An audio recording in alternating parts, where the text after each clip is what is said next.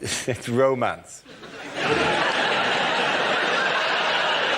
Ladies, in bed, I like to spoon. Anybody else do heroin?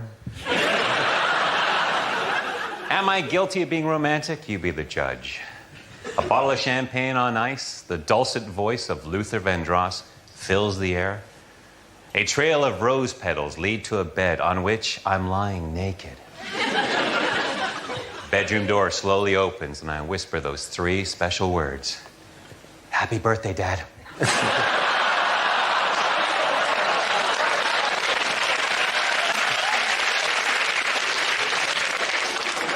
When women see me naked, they say I look like a Greek god. Hermaphrodite? What's he? I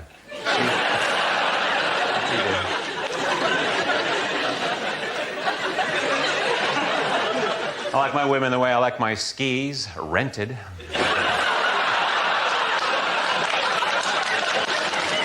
With a little wax on their bottom. I'm a very lucky man. I have an amazing wife who has given me 3 incredible blowjobs. Romance. Thank you very much. And the topic is family. Stewart. Before I rock the microphone, I want to dedicate my performance to my father, who was a roofer. So, Dad, if you're up there.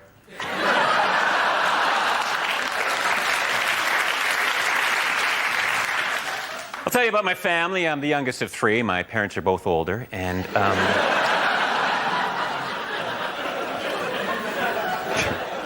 I have mixed-race parents. My father prefers the 100 meters, and my mother's Pakistani.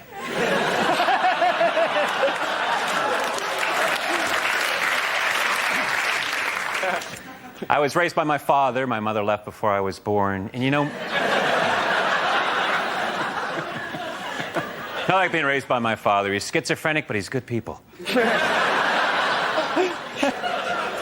I remember one summer I was 5 and he was Mussolini. Went to the park that day. I love parks. Standing in the park today wondering, why does a Frisbee appear larger the closer it gets? And then it hit me. My uncle's a hypnotist who has never inappropriately touched me.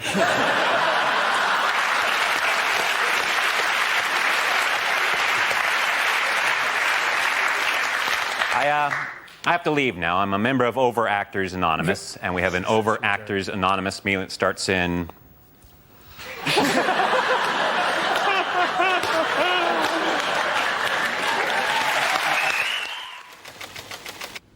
And the topic is school.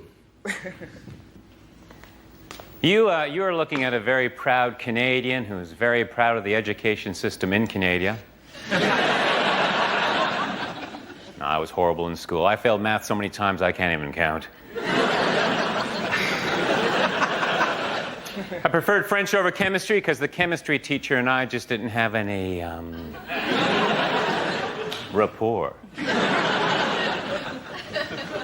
One teacher said I'd be a better student if I spent less time flirting. I immediately jumped off his lap.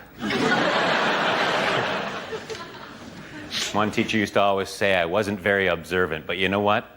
That was his or her opinion.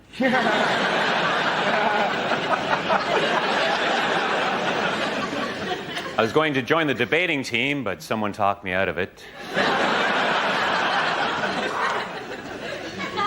In high school, I was voted most likely to reminisce.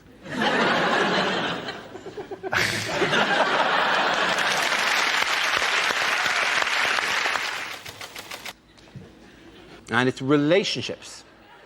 I like my women the way I like my coffee, picked by migrant workers. No, I've got a girlfriend. I've been going out with my girlfriend for... sex? My girlfriend actually thinks I'm incapable of being faithful. My wife, on the other hand, hates that joke. And I'm not ashamed of my wife. If you don't believe me, go to the car and ask her. Ask her loud. She's in the boot. Is my wife dissatisfied with my body? A tiny part of me says yes. I was previously married. I married way too young. A Chinese girl, that's her name. I remember...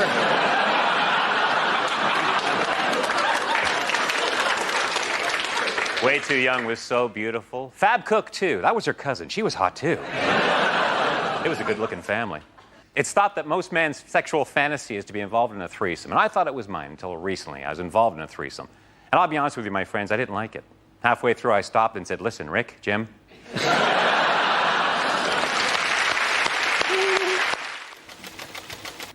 The next topic is health. Ooh, that was a long walk. Okay, health. Money-wise, I'm set for life, provided I die next Tuesday. Ladies, I wasn't circumcised, I was circumnavigated.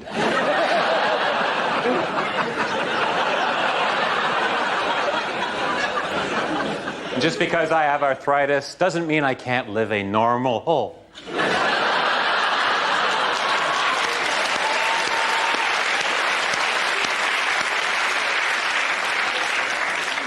I'm a paranoid schizophrenic, but you know what they say.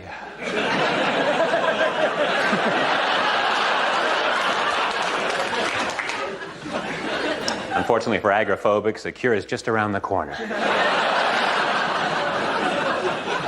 My manic depressive buddy was attacked by a bipolar bear.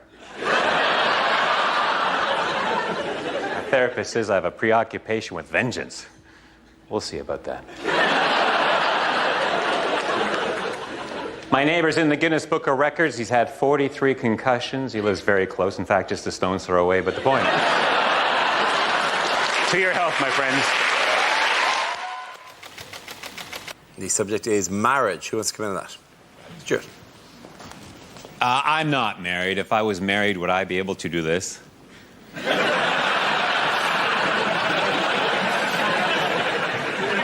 For that long? I am married. My wife and I met at a castanet class where we clicked. That's not entirely funny. No, we actually met in a museum, and the rest is history. 14 more. No, we actually met at a driving range where we hit it off. Can't be true. No, we actually met in a library. That's novel. No, actually, Wayne Rooney introduced us. It was a no-brainer. I'm only kidding. I'm not married.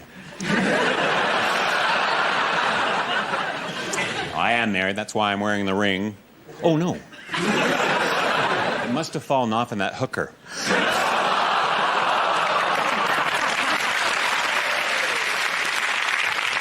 Anybody who's married knows what I'm talking about when I say this, that you really find out about someone after you marry them. Like, for example, my wife doesn't have a peanut allergy. No, it turns out she has a penis. That's it, she has a penis.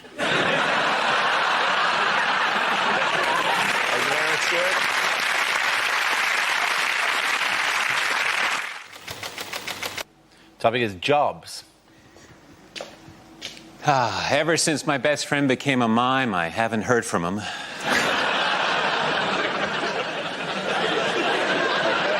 Still has my leotard.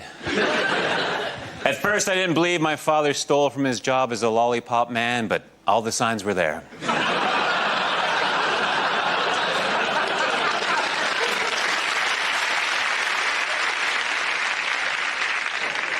I used to be a panto horse, but I quit while I was ahead. I worked in produce, which wasn't exactly rocket salad. I used to sell dining room chairs under the table. I worked in China repairing typewriters. I didn't like the job, but I met lots of characters. I worked in a sweatshop. It was so-so.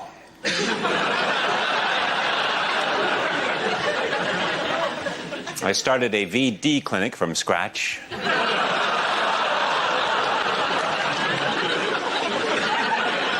My topic is jobs. My work is over. The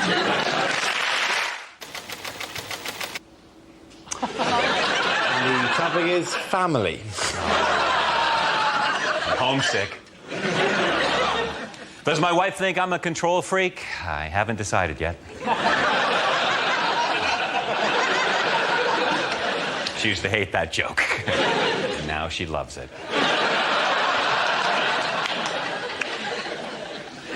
The other night there at a party, my wife got drunk and told everyone she invented the echo. I said, listen to yourself.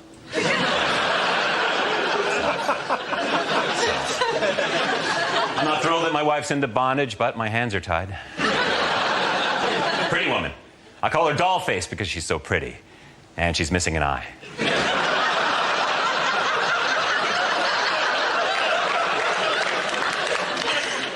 I think we were both on bumper cars when I first caught my wife's eye.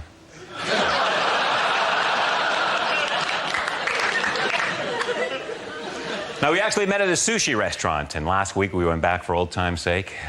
Actually, I don't think it's pronounced that way. Thank you very much for your practice. Okay, it's work. Who wants to come in that? Away you go, Stewart. I don't think I got the job at Microsoft. They haven't responded to my telegram. I used to be a mime. It's only now I can talk about it. I was a trapeze artist, but I was let go. I was a trampoline salesman, off and on. I made clown shoes, which was no small feat.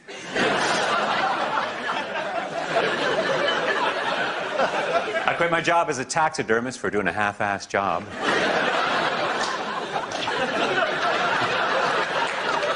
Surprisingly, as an accountant, I was fired after only...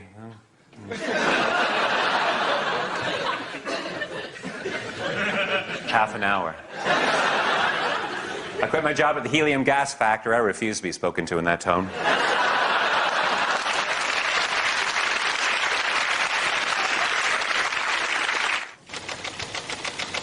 Okay, the topic is leisure.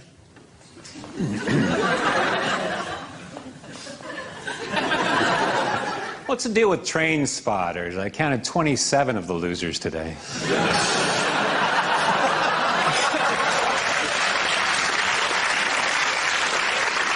My record's 41.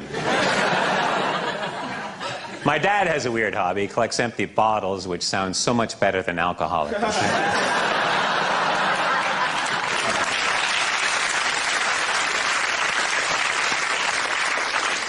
I want to write a mystery novel. Or do I? I've written a book about a transsexual with a speech impediment. It's titled Man or Myth. I like to go to bookstores and say to the clerk, hello, I'm looking for a book titled How to Deal with Rejection Without Killing.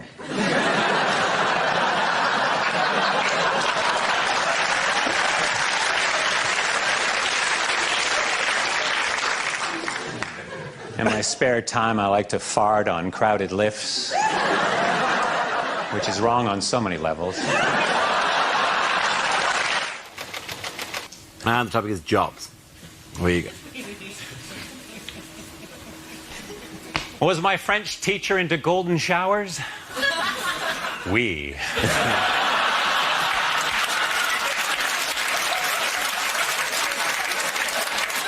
I'm a Canadian comedian, but if people think I'm Russian, Soviet.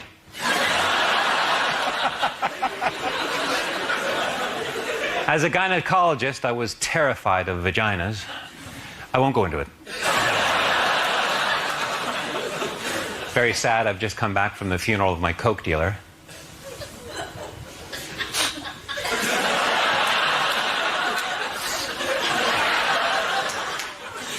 I was fired as a Boy Scout leader. I wasn't prepared for that.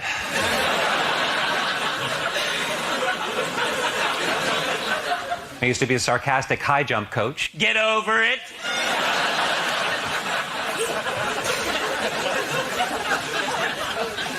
I used to be a professional table tennis player in Southeast Asia, and recently I went back for a big party. Oh, it was a real Hong Kong ping-pong ding-dong.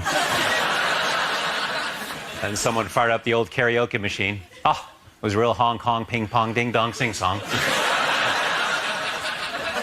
And someone rang the doorbell.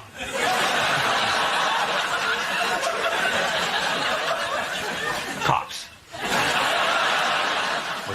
cops. I used to be a cop. One night a guy asked me if he could urinate on my wrist. I said, not on my watch.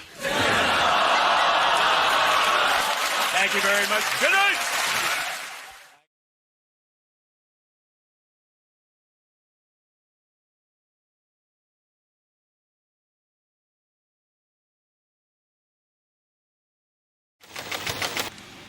First topic is health. I had to have my penis looked at by a doctor. I didn't just wake up one morning and go, oh, more people should be looking at this, quite frankly. I used to spend an hour a day at my bedroom window with it pressed up against the glass. It was a scary experience having to go to the doctors. I thought I should build up the courage to get down there and have it looked at. Well, I went in there, my courage flew out the window like a little bird. Because as soon as I went in there, I found out that the doctor who I had an appointment with was a lady doctor. Now, I obviously don't have a problem with ladies being doctors. In fact, give them the vote, that's what I say. But there is a worry if there's a lady poking round down there. In that context, what if your nethers decide, ooh, think it's time to go to work? Luckily, then, I remembered I'm not an Alsatian whose lipstick pops out at the slightest whiff of an undercarriage. I needn't have worried because she was a good doctor, she was a great doctor. She put me at ease straight away using one word. This is what she said. She said, OK, Mr. Gamble, just go behind that curtain there and pop it out for me. There's the word pop. Now, pop is a lovely word. As soon as I heard that word, I knew everything was going to be fine because she was not expecting anything big in that area at all. Because the word pop is reserved for very small things. No one has ever said, come in, help me, pop the elephant in the van, have they? So I was relaxed. Better than me going in there and her saying, OK, just heave yourself out your trousers for me. Just haul yourself out the front of your trews. Just swing yourself over in my direction. Maybe I can bring out this Shire horse and he can drag your junk over towards my workstation. Or open this corner cupboard and bring out a team of pantomime dwarves who can shoulder your meat and waddle it over towards me, like pallbearers at a weird circus cock funeral. Thank you. Good job. And the first topic is relationships. Ed. So I've just moved in with my girlfriend. Thanks. Yeah, thanks. Cheers, thanks for the support, Mum. That's good of you. It's good, it's exciting. The first time I've lived with a girl. Obviously, we're finding out a lot more about each other that we didn't know before. What I found out about her is she's kinder, funnier, more sensitive than I ever realised. What we've both found out about me is I am a terrible, terrible prick and so difficult to live with. Because it turns out I am a tidy person. I didn't realise. I thought I was normal. But apparently it is not normal to have a favourite J-cloth. She is a messy, messy lady. She is unbelievable. She's laid back, no worries. She says that a lot. No, who has no worries? Are you dead? Are you a robot? What's wrong with you? You should wake up, worry, go to bed. That is a full day as far as I'm concerned. She genuinely said this out loud the other day. Hakuna Matata. And I'm starting to think the actual Swahili translation of that is doesn't hoover. Because there is underwear everywhere. This is an odd side effect of living with a girl that I did not fully anticipate. I no longer find women's underwear sexually titillating in any way whatsoever. Because I used to be able to just see underwear and that was enough to get me excited. Didn't have to be a woman in it.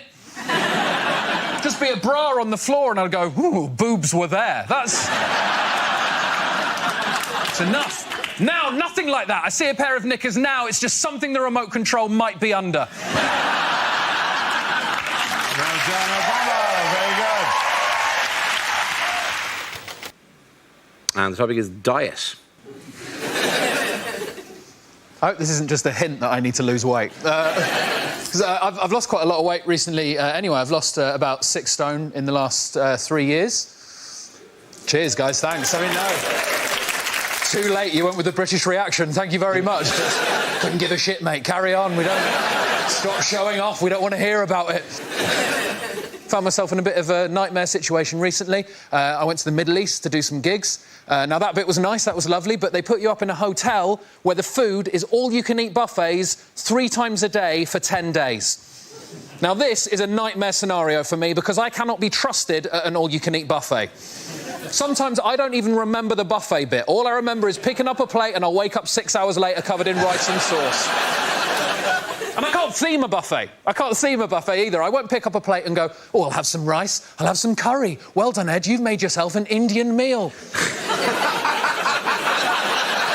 Won't do that. I'll get a plate, I'll get a spoon, and I'll run along the full line of trays, just scraping food from every nation onto it until I've got some sort of plate Pangea, just an unidentifiable mass, just Spanish food, Japanese food, Chinese food, Indian food, coffee, sushi, just horrible.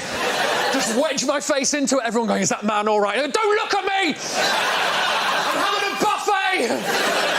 Just food from all over the world. My body for 10 days had no idea where I was on this planet. I went for a shit 3 days in, a UN flag came out. And the first subject is parenthood. Who wants to come in on that? Ed. I've been thinking recently that I should maybe have a baby, but I've thought about it and definitely not. Couldn't handle that amount of responsibility. Something that precious, it's terrifying.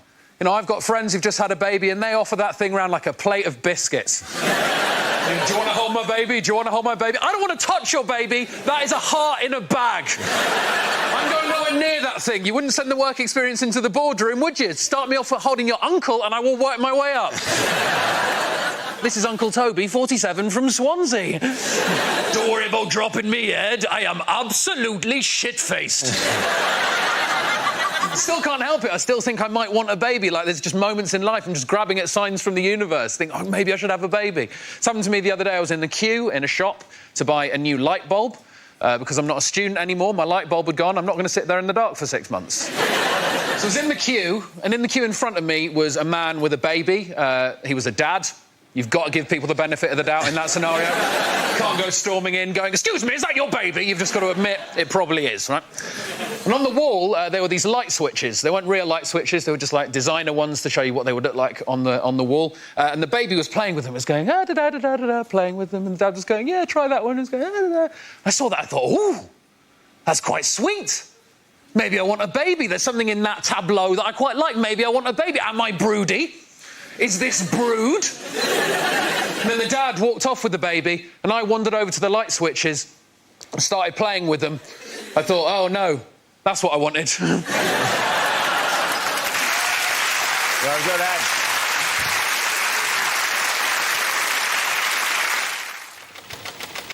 And the first subject is health. Ed Campbell. So, in the last 3 years, I've lost 6 stone in weight. Cheers. No, too late. A lot of audiences like to clap, they like to whoop, they like to cheer. You guys just went with staring, and that is absolutely fine. That's all right, that's fine. I think I might have made a mistake as well, because I'm not as happy now.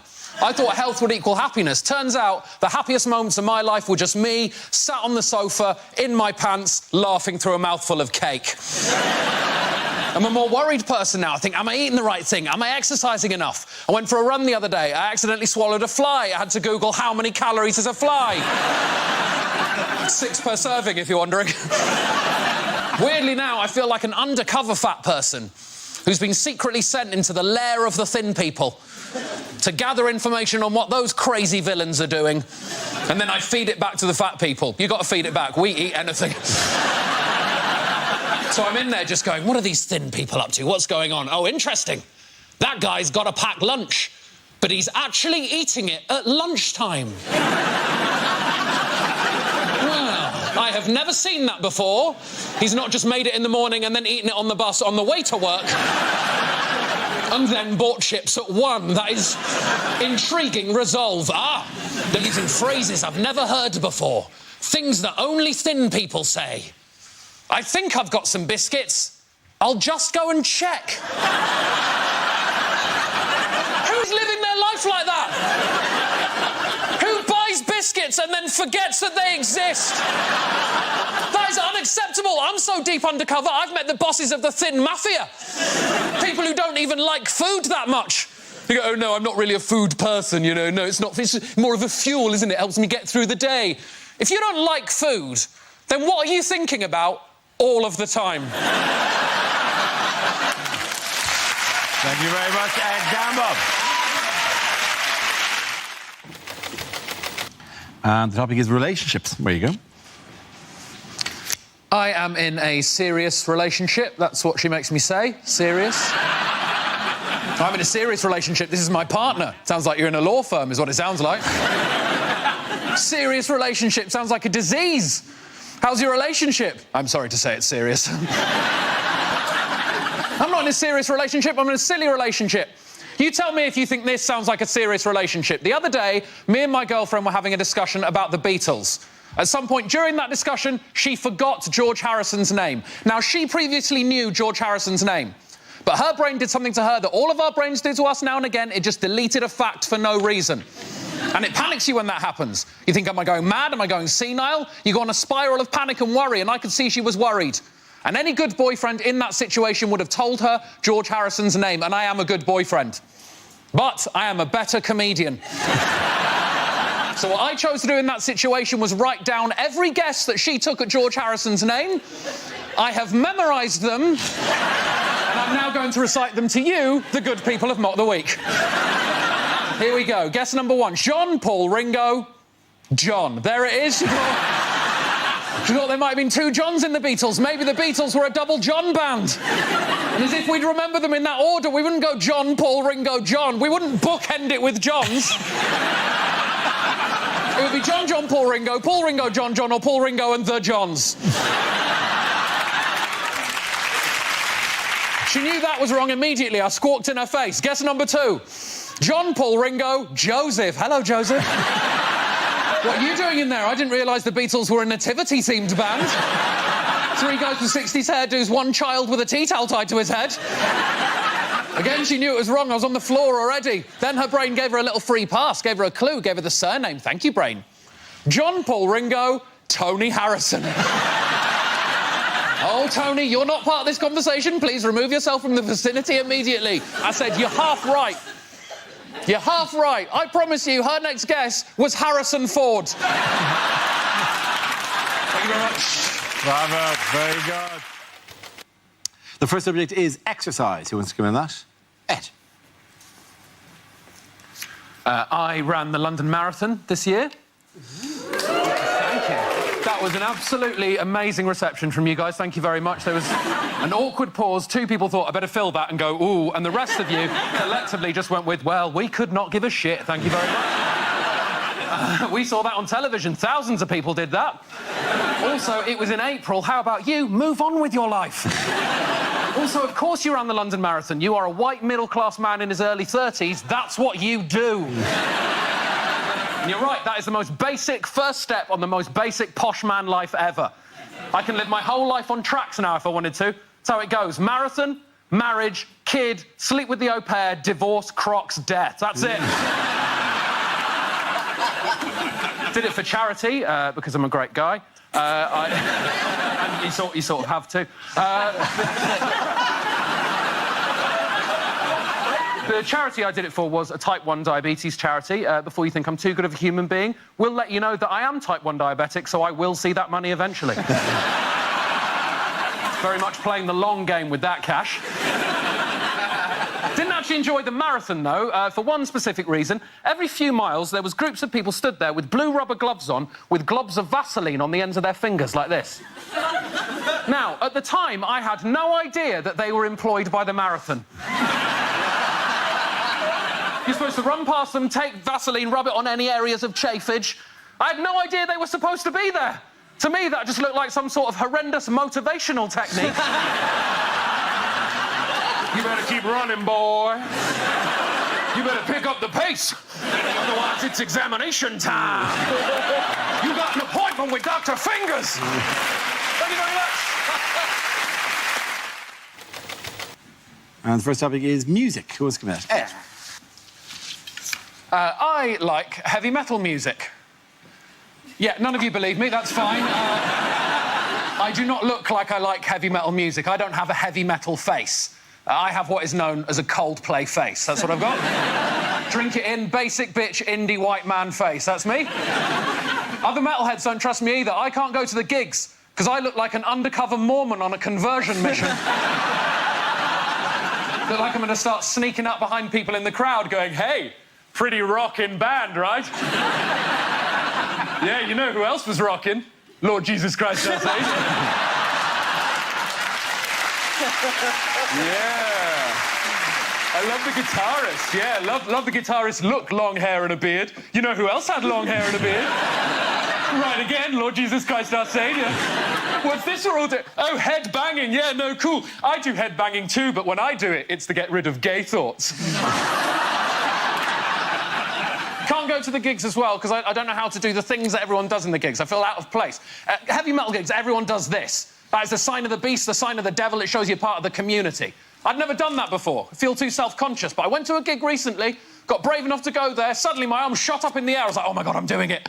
I'm actually joining in for the first time. I looked up, and what my hand was actually doing was this. That is not the sign of the beast. That is an uncle saying the burgers are ready at a barbecue. That's what that is.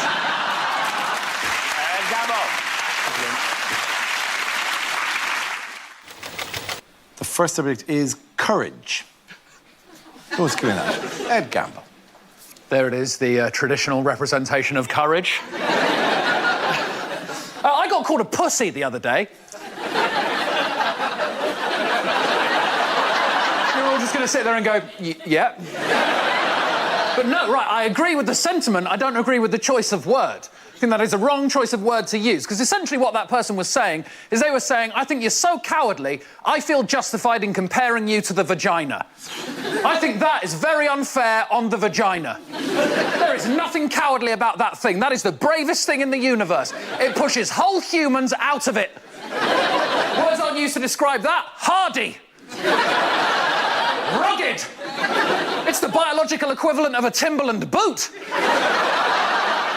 What do we use when we want to talk about bravery? The balls. They got balls. Big balls. I think that's wrong, because I can only speak for my own balls, but they shy away from any sign of danger. Sometimes it doesn't even have to be a dangerous situation. It can just be a slightly cold bath. You're like, oh, I'm ready for this bath. Here I go down to the water's edge. They're having none of it. They're like, before they even get to the meniscus, absolutely not. Climb back inside him. Go, go, go, go, go. Don't forget the bag. Don't forget the bag. Fold it up. Fold up the bag real tight. My balls are pussies.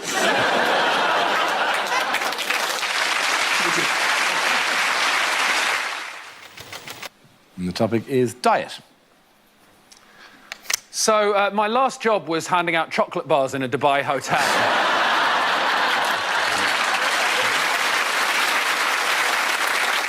I try and stay healthy. I listen to all the wrong people about health, though. I've started reading health blogs, like health bloggers. They're all the same sorts of people. They're sort of posh young women in their early 20s. They say things like, first thing in the morning, to energise yourself, why not have hot water and lemon? Hot water and lemon to energise... There is no way hot water and lemon is energising me in the morning. The only way that would happen would be if I squeezed the lemon in my eye and poured the water on my dick. I do not want your hot water and lemon because I'm not a kettle that needs descaling. The other thing they all talk about is something that I like to call the cauliflower conspiracy.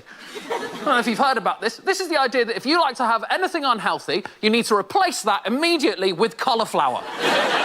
The worst offender for this is cauliflower pizza. I'll tell you what this is. Right, they say, oh, it's like normal pizza, but you take away the dough base and you replace it with a disc of mashed up cauliflower. So, nothing like normal pizza. I made one, it took me 6 hours. First thing you've got to do is grate the cauliflower. Now, I don't know if you've noticed, the cauliflower is not a shape for grating. It's not a shape, is it? It's just chaos. It's everywhere. It's so fragile, you touch it to metal, it immediately explodes. It's like you're in the middle of Frozen. You end up with this vegetable dandruff, you put it in the microwave, you warm it up, that makes it really wet, you have to get the moisture out of the cauliflower, then you have to pat it down into a rough base shape. Then they say, choose the topping. Whatever you like, you can choose whatever topping you like, and I think we can agree I had lost most of my day up until this point. So I thought, I'm going to claw a victory back right at the last minute, so the topping I chose was a whole Domino's. Thank you very much.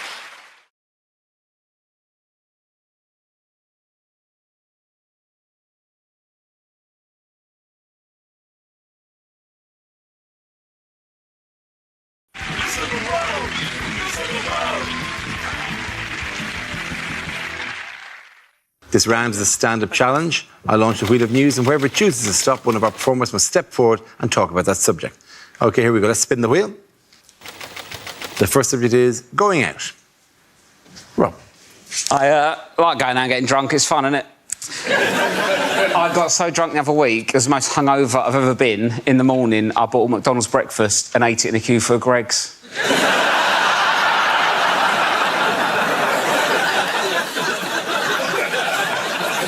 And I still don't know if I'm ashamed or proud. So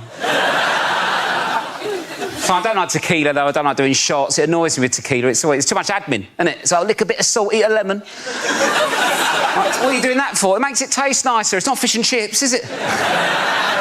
So it's sort of, no one looks like they're enjoying it. Everyone looks panicked, don't they? They're always like, oh, thank God for the salt and lemon. They're loving it, aren't they? Do you know what make a tequila nicer? Do a tequila, then have a Cadbury's cream egg. That'd be nice, wouldn't it? Take the taste out of your mouth. The thing is, as well, though, it's like I can't properly get on it now. I'm like a bit older. I'm not saying I'm too old to get drunk, but when I was 18, you don't care, do you? You can get battered. Just get on with it, right? Because hangovers, they say hangovers get worse. They don't, do they? You just have more shit to do when you're older. That's the problem. When I was 18 on a night out, I'd be getting on it. Someone might go, do you want some drugs? I'm like, oh, I don't know. How'd it affect me? Well, my mum think, oh, my God, drugs. Now, if I'm on a night out, so I'm like, do you want some drugs? Can't, mate. Got to paint a fence tomorrow. I don't want to be painting a fence all sad.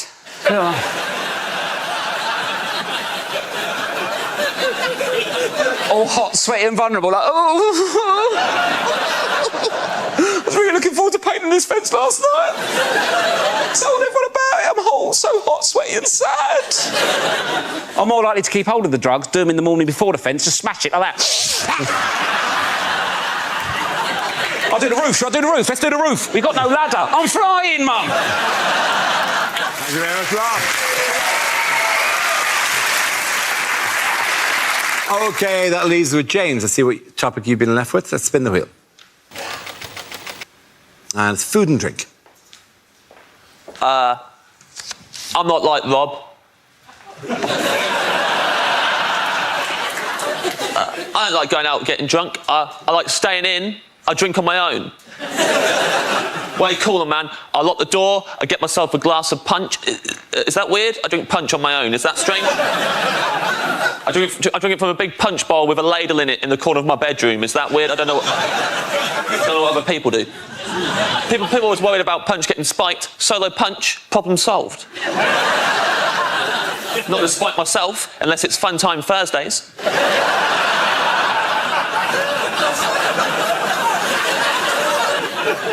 Tried going out with some mates recently. We hit the town. I'm a prankster when I'm out with my friends. One of them left me alone with his pint while he went to the toilet. Big mistake. It's classic prank. Always do this if someone leaves me alone with their pint. I went round the bar using his pint to propose toasts with. Deliberately proposing toasts to things I knew he disagreed with.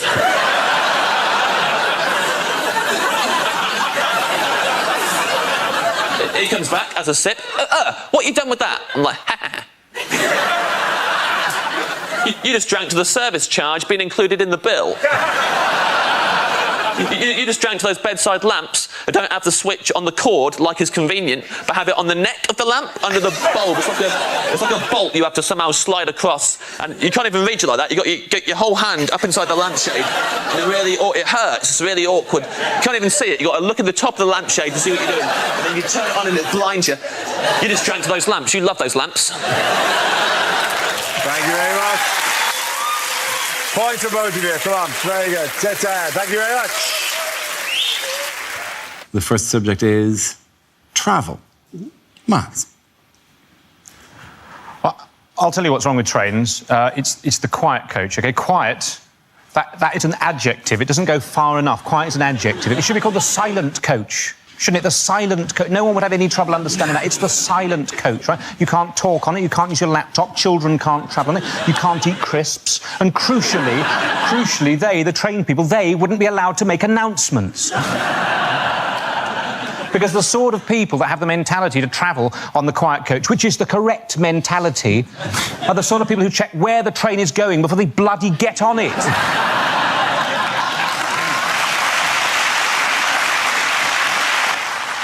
years. We've just not got these things right. You, mock the weak audience. You're exactly the sort of people that know what I'm talking about. In Russia, during the revolution, right? During the Russian Revolution, the Russian army was able to travel to all of its battles by train. During a revolution, they were still able to rely on public transport. Imagine if we had a revolution now and the army had to rely on transport, we'd be buggered, wouldn't we? Certainly those of us who wanted the army to win. Absolute nightmare, wouldn't it? Marston Moor 2016 kicked off. You know, the British Army turning up 7 hours late to every single conflict. Oh, sorry, there were leaves on the line at Stevenage. There was a passenger action at Crewe. We were going to be joined by the SAS, but they've been stuck on a rail replacement bus service in Horrible. Thank you very much, Miles. OK, now leaves Milton. Let's see what topic you've been left with. Let's spin the wheel. And the subject is music. We don't know much about Galileo. He was a poor boy from a poor family. I live in a grade 2 listed building, which of course means that everyone in it has to be quite good at the piano.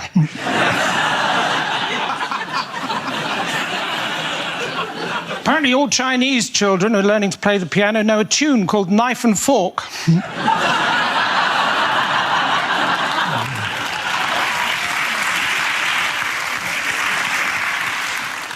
I'd like to take the band ABBA out for lunch, and if I could, I would, my friend.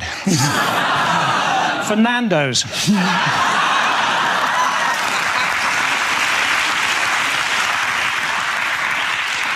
When I was at school and it rained, we used to have to stay in for wet play. And when it was cold, we used to have to stay in and listen to this really dull band. AD 79. Julius Caesar receives the first ever weather forecast.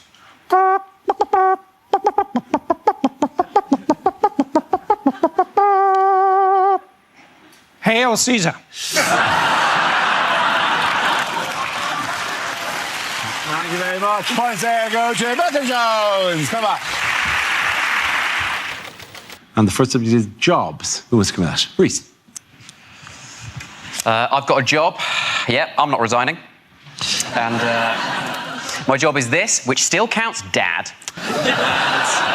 This is a good job. It's not perfect. It's not the best job in the world. I would never say that. Some people think it is. It's not, right? Best job in the world, community support officer. With no power comes no responsibility. Best job ever. But nothing is expected of you if you're a community support officer, right? If it's not writing down someone's details, then it is beyond your remit. That is 100%. It's just vigilante admin. That's all it is. You're a professional grass. That is your job. I got a leaflet through the post a few weeks ago advertising that job, right? It said, do you have what it takes to be the best? Will you stand up in the face of danger when no one else will? No? Then you should become a community support officer. In the hierarchy of law enforcement in this country, it goes Army, Police, British Transport Police, Ticket Inspector, Traffic Warden, Park Ranger, Dinner Lady, Kid wearing Nike trainers, Kid wearing Adidas trainers, Community Support Officer, Kid wearing Umbro. Well done. Thank you, Reese. OK, that leaves with Gary. Let's see what you've been left with. Let's spin the wheel again. The topic is technology. OK, where you go. The young couple next door to me have recently made a sex tape. I mean, obviously, they don't know that yet.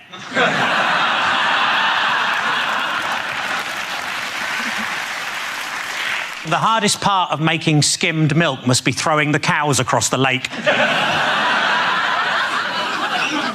The guy next to me at work used to watch porn all day. I'm just glad he didn't begin to rub off on me. I think if I was to try revenge porn, I'd just post naked pictures of myself online so everybody would know how low my ex's standards were. When answering the security question, place of birth, apparently vagina is not an acceptable answer. It's been a tough week. I got myself a memory foam mattress and now it's trying to blackmail me. I've currently got a stalker, but you probably can't tell in these trousers. A friend of mine was killed by the big C. He was walking past Curry's and a sign fell on his head. I was watching TV and the announcer said there's a documentary about the clitoris on the red button, but I couldn't find it. Very good. Points there for a guy lady. Come on back. The first subject is health. Who wants to come in on that? John. I went to get some test results from my GP the other day, and she sat me down and she said, "I'm very sorry to tell you, Mr. Robbins, but you've got gout." And I was absolutely stunned. She said, "You seem surprised to hear you've got gout." I said, "Yes, I am, because I'm not from the 17th century." She said, "The first thing you need to avoid, Mr. Robbins, is alcohol." Now, it's gutting, because what do you replace alcohol with? I am not a doob monger, nor do I ride the Chinese highway. By which I mean I don't take drugs. I think mainly because I don't have the vocabulary to oversee a transaction. So she says, "The second thing you need to avoid, Mr. Robbins, is cheese." And I said, out loud, to a respectable GP in her late 60s, "What the fuck, mate?" Then she gets this serious look on her face, and she says, "The third thing you need to avoid, Mr. Robbins, and this is very important, is offal." Well, I'll tell you what, if I didn't damn near spit that pig's ear clean out of my mouth. Turns out gout is actually a very serious condition, and after a lot of soul searching, I've decided to cut offal entirely out of my diet. I'm not going to make you imagine what that's like. It's my cross and I'll bear it. And I'll tell you how I bear it. Pissed and covered in cheese. Well done. Thank you very much.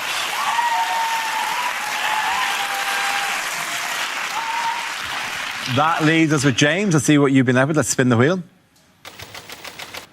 The topic is moving house. I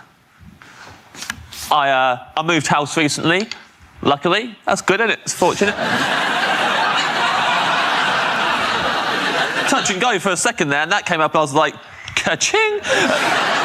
Jackpot! I did move house recently. Tad too drafty for my liking, my new house. Had to order a draft excluder by post. Best way to buy a draft excluder is by post, because when they deliver it, they post it through the door, it drops through the letterbox onto the floor. Already it's paying for its own postage. Moved to West London. I used to live in South West London. Different times, I was a different person. Used to be in a gang. Big time in a gang. SW6 gang is our name. It's the area of London we're from, is our name. And it's what we'd shout at other gangs we didn't like much. Like if I saw the SW5 gang, for example, we'd shout at them, SW6! That's clever. I remember once, back in the day, we're out and about, SW6 crew, taking no shit. Looked across the road, we saw them, SW5 gang. And as soon as I saw them, I was cross. Shouted at them, SW6! As per. And shouted back at us, SW5! Which we expected, but it still made us angry. SW6 back at them, SW5 back at us, back and forth for ages. Until eventually, I got so overstimulated that I shouted out my entire postcode in full, and that is why I had to move house. Well done. Points there for James Acaster.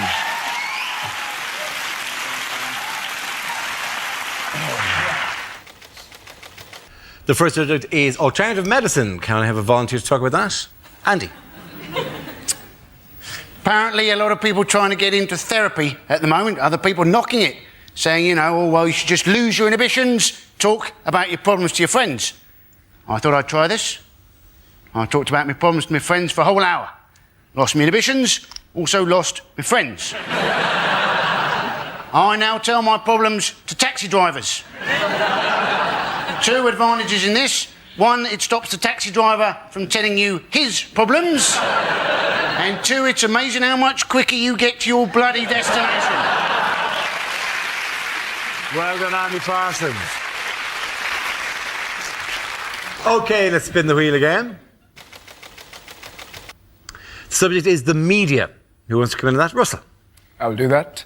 I'd see, you know, the way I like getting the news is Radio 5 Live. It's fantastic, 'cause it's just news and nutters, isn't it? They'll read out, like, that was the Pope's view on abortion, and then, hello, Felicity Puddleduck here, livid and ill-informed. I'd just like to say those harlots should give birth to their children aged 2 that charge you to national service. I'm off to bake a cake. And sat there listening, and then the next night, David, are you out of your mind? Cloning? Think it through. 2 versions of me. Want to go out and commit a crime? Who gets blamed for it? Me! I'm doing a 20 stretch. He's banging my wife. Where's the justice? And you sat there listening to these nutters, and then the most ridiculous story. A man in Bristol's found the face of Jesus on a crisp. And suddenly, we're with him. I couldn't believe it. I opened up my frazzles. There he was! Russell Howard. OK, the leads are Hugh and Frankie. The next topic is sport. Do you know, I've heard a rumour that horse racing may not be completely honest. It's unbelievable, isn't it? But how do you stop the corruption? Well, one solution may be to call horses something like mafia-backed second favourite. Because if everyone did that, everyone would be confused, no one would know who to bet on, and the whole thing would be fair again. And they're off, and the first to show is blatantly bribe, followed by mafia-backed second favourite. They're just ahead of Dope to the Gills, Mysterious Limp. And just behind them, Out for a Canter, and I'll Fall at the Fifth. And as they come to the fifth, I'll Fall at the Fifth has fallen. I'll Fall at the Fifth has fallen at the fifth in a magnificent display of cheating. And they're coming into the final furlong. Mysterious Limp is slowing. Out for a Canter is clearly struggling, but coming through strongly is Mafia-backed second favourite. And as they cross the line, Mafia-backed second favourite has won it, which is remarkable, seeing as he has no head. That's been left in someone's bed for tomorrow morning. Well done, you. Well done, you. OK, Frankie, let's see what you've been left with. And it's environment. Didn't that used to be an advert for mints? Ryanair getting a hard time from the environmental lobby because they've launched a £7 flight to New York. Although, as always with Ryanair, it does land slightly outside New York, in Dublin. It's a pity we can't harness more natural energy, isn't it? Pity we can't harness the power of British moaning. Oh no, that moaning-powered light bulb's on the blink again. Oh no, there it is, back on. Everyone complained about the floods, didn't they? I like storms. I like thunder and lightning. What I like to do during a storm is shag my girlfriend and pretend that we're taking part in the conception of the Antichrist. Frankie Royal, ladies and gentlemen. At the end of that round, the points go to Frankie and you.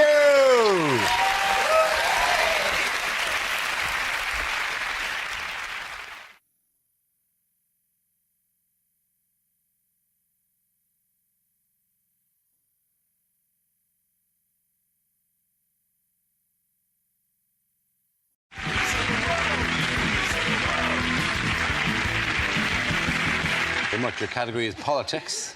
And the answer is 8%. What is the question? How much of Abu Hamza will have to be removed so as they can get him through the Heathrow metal detector?